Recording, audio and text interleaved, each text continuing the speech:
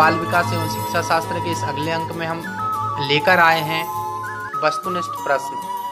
देखें दोस्तों, प्रतिभाशाली बालक शारीरिक गठन, सामाजिक समायोजन, व्यक्तित्व के लक्षणों, विद्यालय उपलब्धि, खेल की सूचनाओं और रुचियों, बहुरूपता में सामान्य बालकों से बहुत श्रेष्ठ होते हैं। यह कथन है किसका है दोस्तों?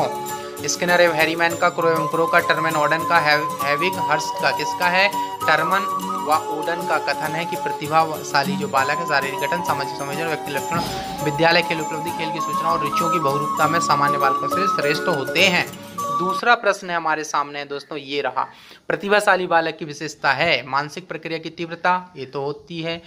दैनिक कार्यों में विभिन्नता होती है। पाठ्य विषयों में अत्यधिक रुचि या अरुचि।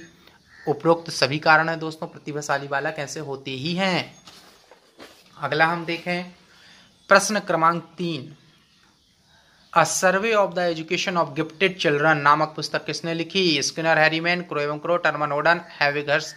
किसने लिखी दोस्तों? हैविग हर्स्ट ने लिखी है।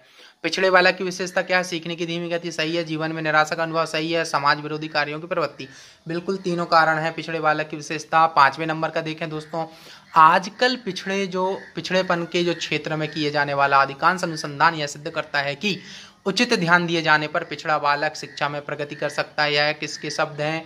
यह शब्द हैं दोस्तों स्टोन्स के, कुप्पुस्वामी के, किसके हैं? सिरिलवर्ट के, सोनेल एवं सोनेल के, किसके? स्टोन्स के हैं। अगला है दोस्तों 6वें नंबर का मंदबुद्धि बालक। मंदबुद्धि बालक की स्किनर के अनुसार कौन सी विशेषता है? आत्मविश्वास का अभाव, दूसरों को मित्र बनाने की अधिक इच्छा, संवेगात्मक और सामाजिक असमयोजन। उपर्युक्त सभी। मंदबुद्धि बालक के स्किनर के अनुसार कौन सी विशेषता है दोस्तों? आत्मविश्वास का अभाव होता है, दूसरों में मित्र बनाने की अधिक इच्छा होती है और संवेगात्मक सामाजिक असमयोजन भी होता है। मतलब उपर्युक्त सभी कारण है। नंबर 7वें वाला कारण दोस्तों, समस्यात्मक बालकों में शब्द का प्रयोग साधारणतः उन बालकों का वर्णन करने के लिए किया जाता है जिनका व्यवहार या व्यक्तित्व किसी बात में गंभीर रूप से असामान्य होता है। यह किसका कथन है? वैलेंटाइन का, कुप्पुस्वामी का, स्ट्रैंग का, क्रो का। किसका है दोस्तों? वैलेंटाइन जी का है। समस्यात्मक बालकों में शब्द का प्रयोग साधारणतः जैसे उन बालकों का वर्णन करने के लिए किया जाता है जिनका व्यवहार या व्यक्तित्व किसी बात में गंभीर रूप से असामान्य होता है। यह वैलेंटाइन जी ने कहा है।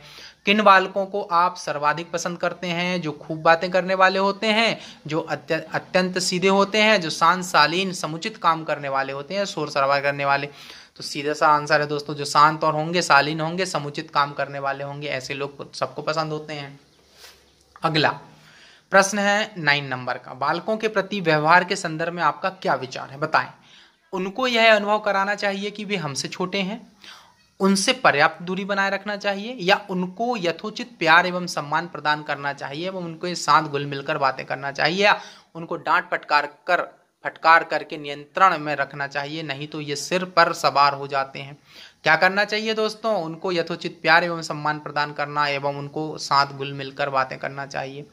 नंबर 10वां देखें तो बालकों के लिए क्या सर्वाधिक महत्वपूर्ण है दोस्तों?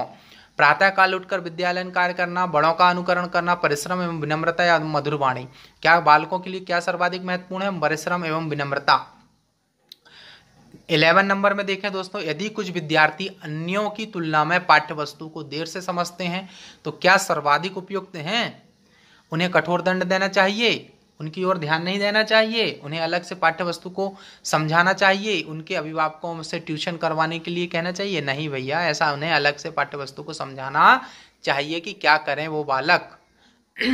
अगला है, आपका पड़ोसी शिकायत करता है कि आपका बालक मेरा नुकसान कर आया है, तो आप क्या करेंगे?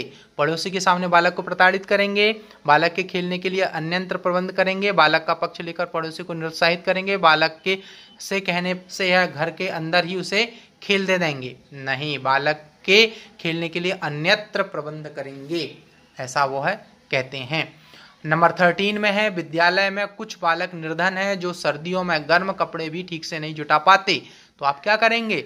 उनकी फीस माफ कराने की संस्तुति करेंगे, उन्हें पढ़कर व परिश्रम कर छात्रवृत्ति पाने की प्रोत्साहित करेंगे, दूसरे छात्रों को प्रोत्साहित करेंगे कि वे अपनी पुरानी पुस्तकें ऐसे छात्रों के लिए सुरक्षित रखें।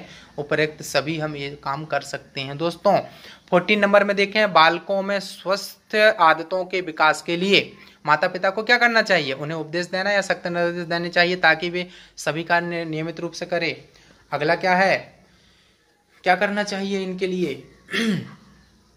उन्हें बड़े बड़े वैज्ञानिकों, नेताओं एवं महान व्यक्तियों का उदाहरण देकर स्वस्थ आदतों के विकास के लिए प्रोत्साहित करना चाहिए। उनकी समय सारणी बनाकर उनका पालन करने को कहना चाहिए।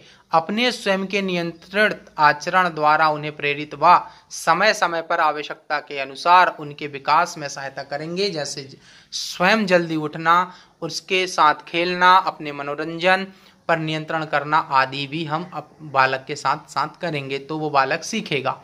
अगला है, मेहमानों के आने पर बालकों से किस व्यवहार की अपेक्षा करेंगे? वे उन्हें आदर सहित बैठाएं, उनकी आवभगत में सहयोग करें, मेहमानों के बालकों के साथ मिलने का प्रयास करें, माता पिता को मेहमानों के आने की सूचना देकर अपने काम से काम रखें, नहीं उन्हें आदर सहित बैठाएं। ऐसी हम अपेक्षा रखेंगे। किनको? अपने बालकों से।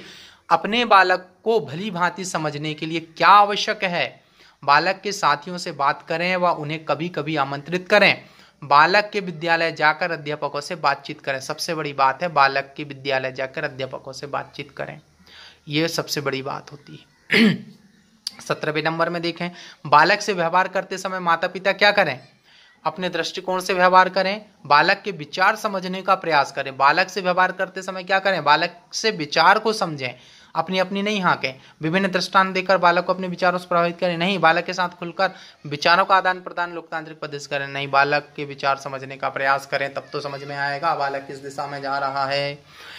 18वें नंबर में देखें, माता पिता के अनुसार बालक के व्यक्तित्व के विकास के लिए क्या आवश्यक है? वह अपनी कक्षा में पढ़ाई में सदा सबसे आगे रहे, वह खूब खेले भी और इनाम भी जीतता रहे। माता पिता के अनुसार बालक के व्यक्तित्व के विकास के लिए क्या आवश्यक है, यह देखने का हम प्रयास करें। क्या है दोस्तों? वह पढ़ने के अतिरिक्त अन्य पाठ्य सहगामी क्रियाओं में समय व्यर्थ ना करे, उसका सर्वांगीण विकास हो। सबसे सटीक जवाब है, उसका सर्वांगीण विकास हो। जो बातें कही गई हैं ऊपर भी और नई कही गई वो भी। बालक के व्यक्तित्व के विकास में माता पिता बालक के संबंध, पेरेंट चाइल्ड रिलेशनशिप कैसे होने चाहिए? मित्रतापूर्ण, जिससे बालक विद्यालय में बिना किसी तनाव के जा सके और घर का मधुर वातावरण हो। बालक की आवश्यकताओं की पूर्ति करने तक ही सीमित, बालक की समस्त क्रियाओं, आवश्यकताओं आदि के प्रति अत्यधिक ध्यान देना, उपेक्षापूर्ण दृष्टिकोण व पक्षपात पूर्ण व्यवहार। क्या है दोस्तों? मित्रता पूर्ण, जिससे बालक विद्यालय में बिना किसी तनाव के जा सके और घर का मधुर वातावरण बना सके।